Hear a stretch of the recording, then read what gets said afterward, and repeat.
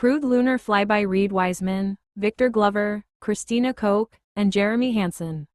Launch date: April 1, 2026, at 6:35 p.m. Eastern Daylight Saving Time. Rocket. Space Launch System. Artemis II launched on April 1, 2026, marking the first crewed flight to the moon in over 50 years.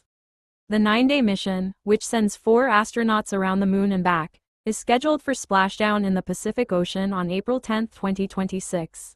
So many people enjoy Artemis II mission launch time. Beach of Pacific Ocean, a witness of naked eyes. This was so amazing moment for everyone. Everyone was recorded by one phone selfie and video. This is a history of witness.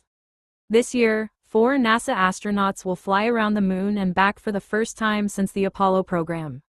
Their mission is called Artemis II. It's a key test flight that will set the stage for humans to land on the lunar South Pole for the first time and set up a long-term presence there. In this episode, meet your intrepid Artemis II crew. Commander Reed Wiseman.